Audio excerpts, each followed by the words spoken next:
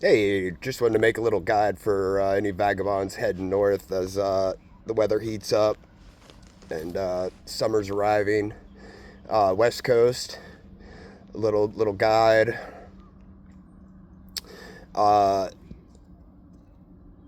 you have to understand, depending on when you've been on the road or if you've been on the road, things have changed a lot in Northern California right now. It's not nearly as easy. There is more police enforcement in certain areas. They are trying to take homeless people off the streets in a lot of areas. You're gonna have a hard time begging in Northern California. Once you get north of the Bay Area and Sacramento, it gets hard real quick. Uh, the trim scene is pretty much non-existent. Um, the cannabis industry has collapsed in Northern California. It went from they could get thousands of dollars a pound, and now they get a couple $100 a pound. I used to get a couple $100 a pound just to trim the weed, and now that's all it's worth. So don't expect to go up to Humboldt County and get a job as a trimigrant. They just don't exist anymore. You might get a little bit if you're lucky, but it's gonna be like $10 an hour maybe, or $50 a pound or something if you're lucky. Uh,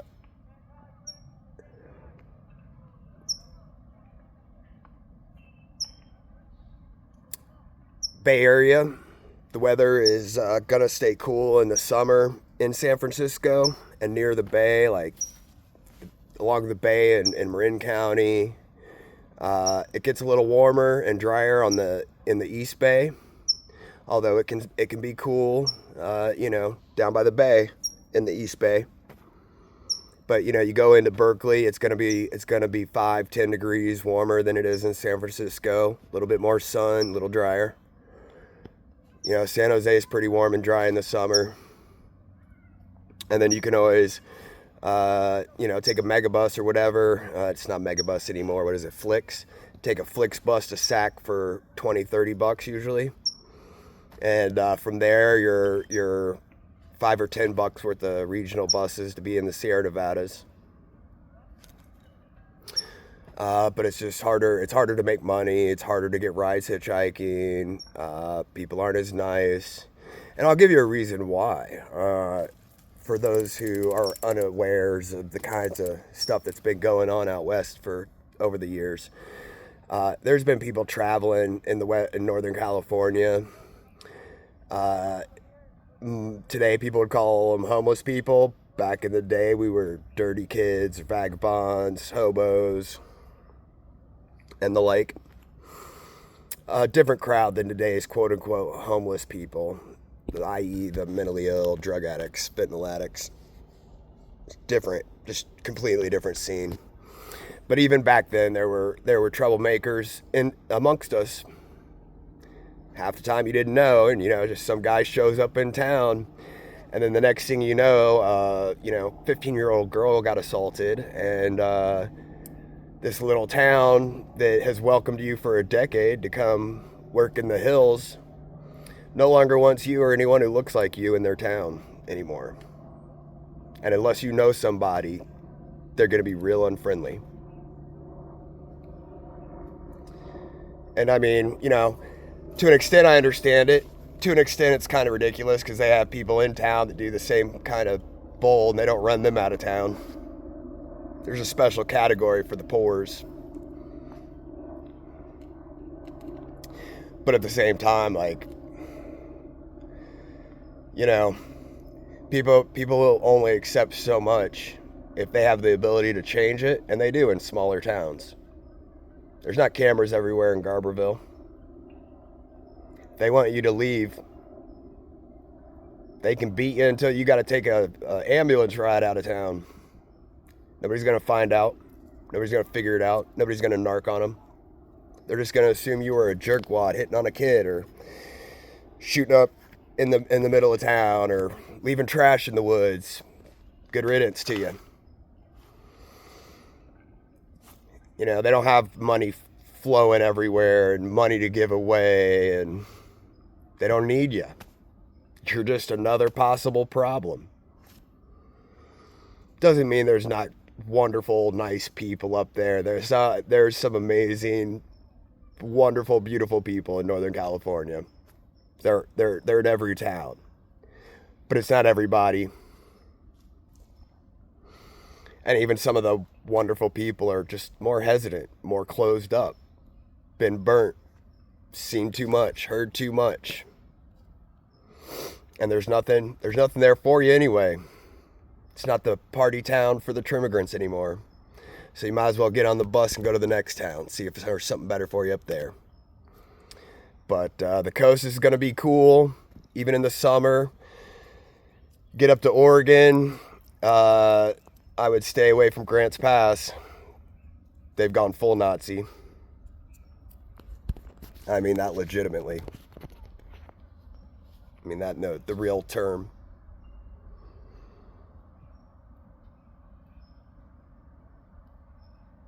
It's not a good community. Not good people. There's some good people there, but it's the minority. It's definitely the minority in Grants Pass. People are better than the rest of the state. There's some to differing degrees. There's towns out on the coast that aren't going to be friendly to you. There's some that'll be decent to you. There's kind people everywhere. So, you know, a lot of traveling, a lot of something you learn if you travel long enough like this. If you're a vagabond long enough and you're paying attention to you and everyone else, you come to realize something, that a lot of people's opinions of places or communities are based on one experience or a narrow set of circumstances and experiences. And there's been towns that I've been to 5 times and had 5 different experiences. And if I had had the 5th experience first, I would have had a totally different opinion of the town, or vice versa. A lot of it depends on how you're acting, how you're behaving, how people perceive you, and then who you run into. If you run into the wonderful people of, I don't know, I don't even want to call people out. Let's say Florence. You're in Florence and you run into the best kind of people that live in Florence. You're going to think Florence is great. People are so nice here. And then you go back a year or 2 later and you don't see those people. You see all the jerks.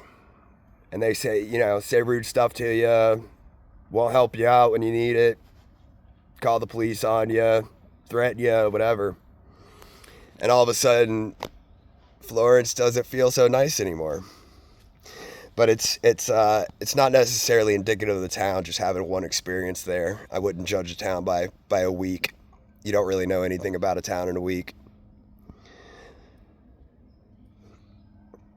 Under, one set of circumstances. But, you have the Central Oregon, like you have the I-5 corridor, which gets really hot in the summer, but it has some nice places, and you can connect to the beach from it. You can go out to the Cascades. If you go east, you got the Coast Range, and then the coast if you go west. So it can be a decent place to be, but being in Eugene in the summer, it's hot. It's like being in LA. But Florence is nice. Seattle's a mess.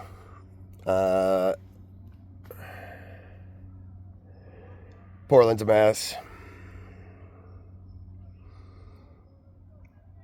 But, you just got to take things as they come and be careful what you're doing and where you're hanging and who you're hanging out with, because there's a lot of people looking for trouble.